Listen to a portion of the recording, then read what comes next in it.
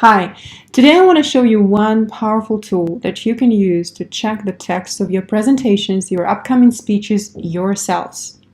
Here's the thing, a lot of people send me the text of their presentations, reports, speeches, public talks, and tell me, Natalia, can you have a look? If the wording is okay, if the style is fine, if you can actually understand what I mean, if you like the structure and everything, etc., etc. And then I tell them, I will have a look at it, of course, but here's what you can do yourself. And I think this is what you should do yourself before you actually send it to anyone and ask for help. So I'm not recording the full screen, so here is where you need to go. It's ProWritingAid.com. It has a free version. You can also purchase the premium version. However, this is the icon here. The free version is more than enough to see what exactly you need to change in your text. Here is how it works. Let me show you. So you simply paste the text that you have here. This is the text of a real presentation that's going to happen very soon, and a person sent it to me asking to analyze it, to give feedback, and she wants to know if that sounds okay for the future presentation. So you simply click over here, you go to ProWritingAid, you create an account, you paste your text, and you simply click on summary, and then voila, this is what you get. You get a full detailed report on your writing. Here you see the overall score of the text. So there are three colors, orange, red, and green. Obviously green means very good, red you need to pay attention to that, and orange is okay. So the overall score of the text is okay, and we can see in detail what exactly she needs to fix here. There are no spelling issues, which is cool, but she needs to pay attention to grammar and style. The score is 52 out of 100, and here is 46 out of 100. If you write text for the media, you probably have certain requirements, such as you need to write 6,000 to 7,000 characters, right? Or you need to have this many unique words. So the beauty of this application is that it tells you exactly how many words you have, how many sentences you used, how many unique words, all the analysis that you might need or you might not need. It's all here. Then let's see what the report actually offers. The readability index, it's actually not bad, 76 out of 100.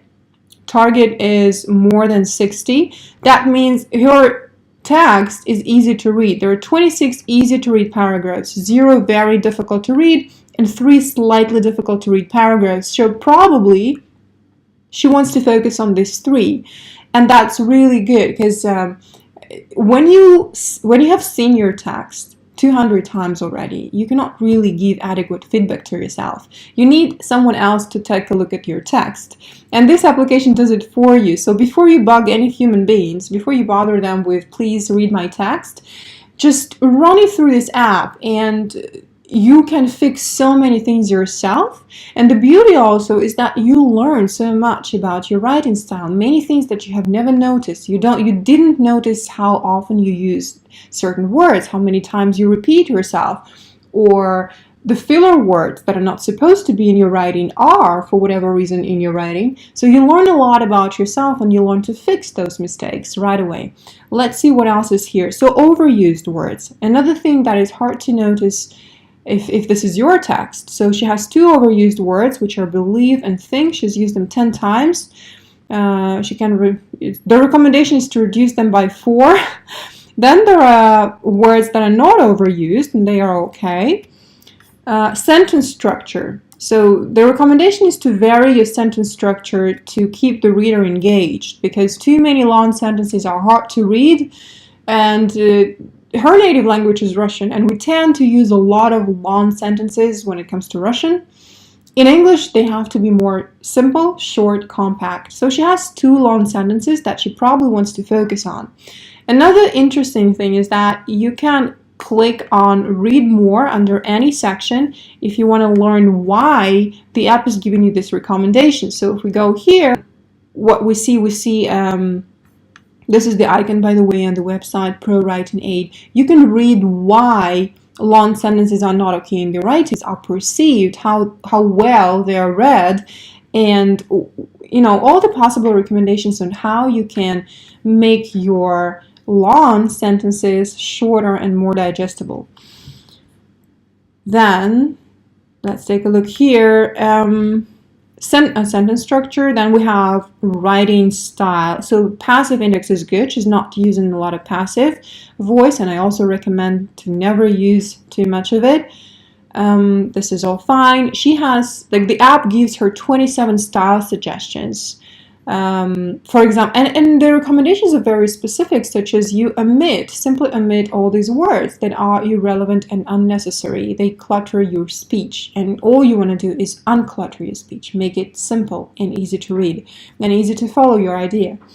Currently, simply, local, that, probably you don't need those words at all. Then she has 21 grammar issues she needs to focus on, and the app tells her exactly where to focus. Zero spelling issues, which is good. Then sticky sentences. This is quite interesting. Not everybody understands what they are and what is a glue word. So sticky sentences are the ones containing a high percentage of glue words. Glue words are the 200 or so most common words in English, and you can think of the glue words as the empty space in your writing. That means you have the words in your writing that are not supposed to be there, and if you remove them, nothing's going to happen except your writing gets better and your text gets better and your speech gets better. So make sure you don't use those.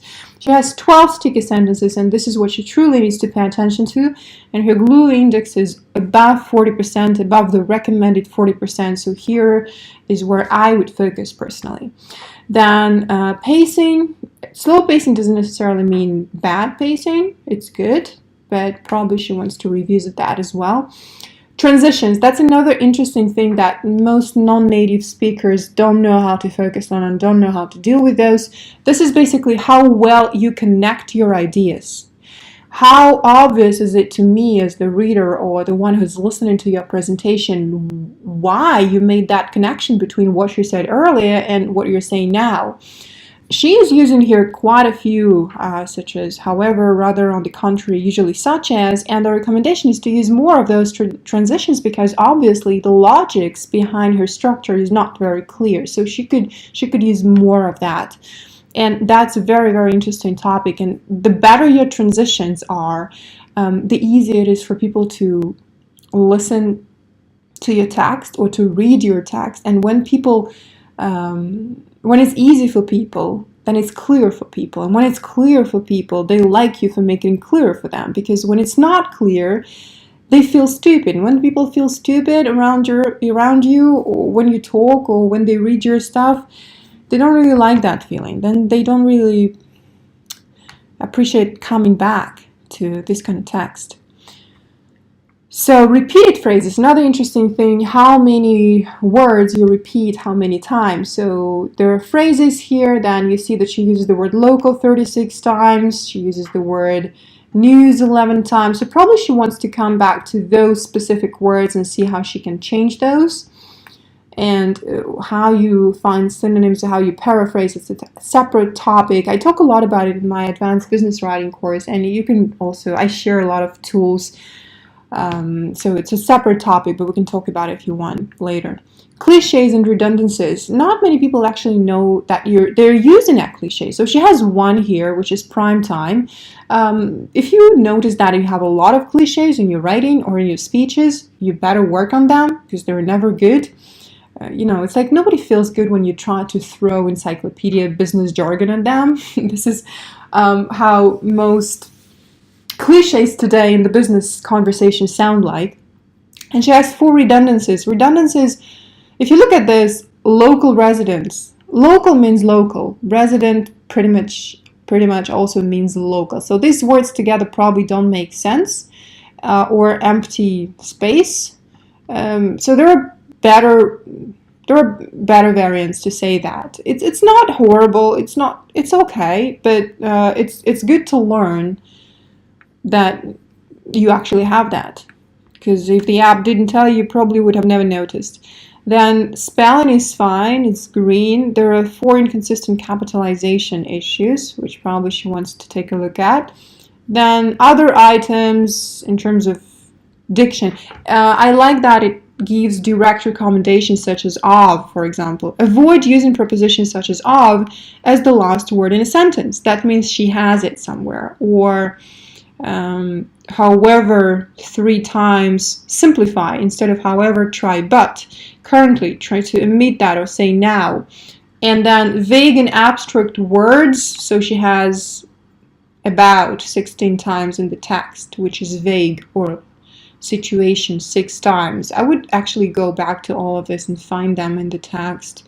That corporate wording, this is what I talked about before. The recommendation is always to simplify your language. So instead of currently, you say now. Instead of communicate, you are more specific. Talk, write, telephone, alternative, choice, other. So you don't need to take all of the recommendations into account, okay? Because it's not a person, it's just an application. So all it can do is analyze your writing according to the parameters it was set. But and some of the recommendations will be ridiculous, redundant, not necessary. So it doesn't mean everything you see here is correct. But some of the things are good to pay attention to. You can easily email to yourself this report. You simply click here, email.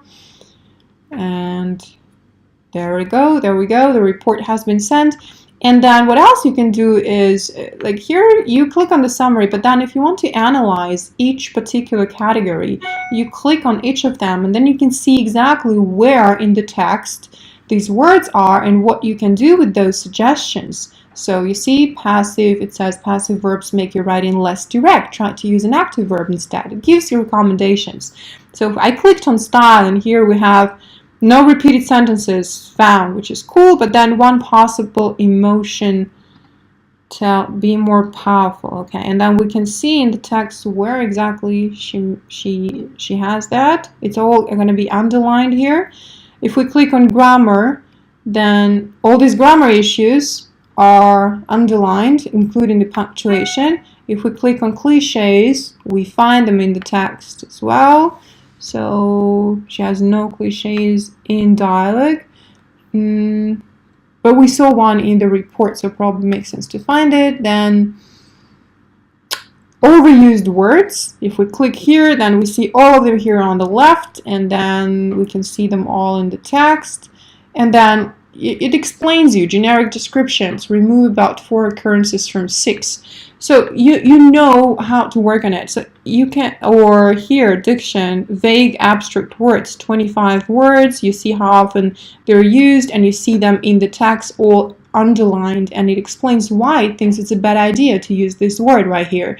So you can analyze them by category right here, or you can click on summary and see the full picture. Anyway, the app gives you really concrete recommendations. It's free, and I believe everybody has to go through it. Everybody has to use it when you work on your text, especially in a foreign language. Before this app, you should use a spell check. Definitely, because her spell check is fine. You use the spell check first, and then go to ProWritingAid to get an advanced report on your text.